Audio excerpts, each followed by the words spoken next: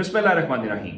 لاکھوں کروڑوں درود و سلام محمد مصطفیٰ صلی اللہ علیہ وسلم اور آل محمد پر۔ میں ہوں مردراز بودر۔ پاکستان میں سب سے آسان کام کیا ہے؟ سب سے آسان کام ہے بھاشن دیا جائے، سب سے آسان کام ہے تنقید برائے تنقید کی جائے اور بس مخالفت کی جائے۔ کیوں مخالفت کی جائے؟ بس وہ جو شخص جس کے پاس ذمہ داری ہے وہ ہمیں پسند نہیں ہے۔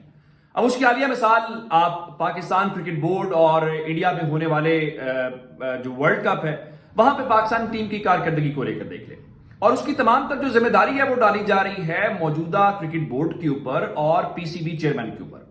اچھا، ایک دلچسپ بات یہ ہے تنقید کرنے والے لوگ کون ہیں؟ وہ جو ماضی میں بینیفیشری رہے، وہ جو چاہتے ہیں کہ کسی طریقے سے بس پی سی بی چیئرمین کی سیٹ کے اوپر بیٹھ جائیں اور مزے لیں، اور ان کا خیال یہ ہے کہ وہ بہت اونچا بولتے ہیں، وہ بہت اگریسو ٹون کے اندر بات کرتے ہیں، وہ کسی اور کی بات نہیں سنتے، تو اس کا مطلب یہ ہے کہ وہ جو بول رہے ہیں وہ سچ ہو گیا۔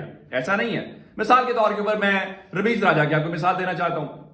رمیز راجہ نے بہت تنقید کی، اور ظاہر ہے کہ ایک تو وہ عمر کا حوالہ، ایک تو دیکھیں کرکٹ بورڈ کے اندر مسائل ہیں، اس کے اوپر بات کریں، اور میرا خیال ہے کرکٹ بورڈ کے چیئرمین جو یہاں تک پہنچے وہ ایسے نہیں پہنچے، بہت سارے کامیاب ادارے انہوں نے چلائے ہیں اور کرکٹ بورڈ کا بھی ان کا ٹریک ریکارڈ ہے۔ اب آپ کیا بات 70 سال ہے، چلیں آپ 25 سال کے نوجوان ہیں جو وہ 70 سال کے ہیں، یا دوڑ کے دیکھنا ہے تو دوڑ کے دیکھ لیتے ہیں۔ اچھا، اس کے مقابلے میں اگر دیکھا جائے تو یہ تو کوئی چیز نہیں ہے جی وہ 60 سال کا ہے وہ 70 سال کا ہے، یہ کوئی جواب نہیں ہے۔ مثال کے طور کے اوپر اب رمیز راجہ صاحب سے پوچھا جانا چاہیے کہ آپ بھی اس کرکٹ بورڈ کے چیئرمین رہے، آپ نے 1 ارب روپیہ لگایا اور آپ نے یہاں پہ ایک جونیئر لیگ کروائی، آپ بتائیں اس جونیئر لیگ میں سے کون سی پروڈکٹ آپ نے نکالی ہے؟ پاکستان کرکٹ کی خدمت کرنا چاہتے ہیں نا آپ، بڑے جذباتی ہو کے کہہ رہے تھے کہ یہ ہماری کرکٹ ہے، ہمارا سٹیک ہے۔ یہ پاکستان کا سٹیک ہے، یہ پاکستان کا کرکٹ ہے، اور یہ پاکستان کا کرکٹ بورڈ ہے جس میں ہر شخص برابر کا اتنا ہی حصہ دار ہے۔ اب رہی بات جی ایک تاثر یہ بھی ہے کہ شاید کرکٹرز جو ہیں وہ کرکٹ بورڈ چلائیں تو وہ پتہ نہیں کیا کر دیں گے۔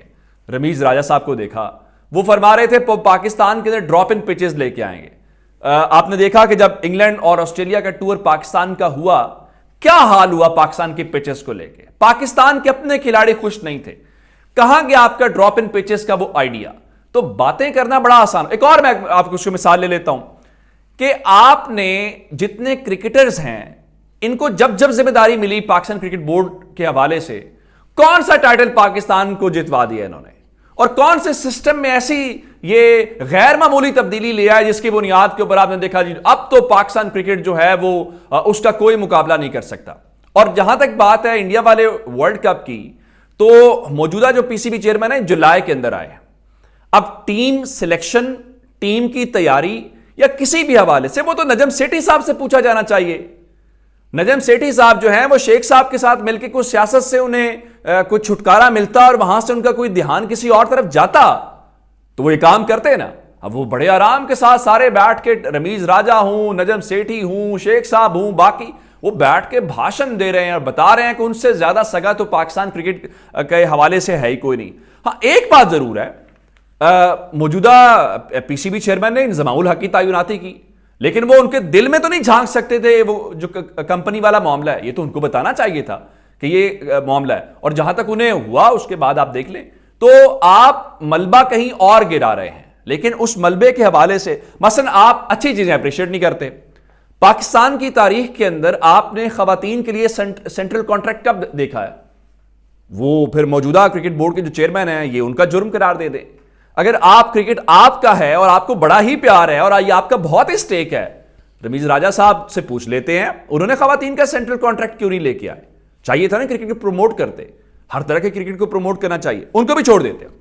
یہ فیمیل کرکٹ تو اپنی جگہ کے اوپر ہے، آپ کے جو میل کرکٹرز ہیں ان کے سینٹرل کانٹریکٹ کے جو معاوضہ ہے، یعنی ان کو جو میچ کھیلنے کی فیس ملتی ہے یا ان کو جو باقی فیس کی مد میں، اس میں 200% اضافہ ہوا موجودہ کرکٹ بورڈ کے چیئرمین جو ہیں ان کی طرف سے۔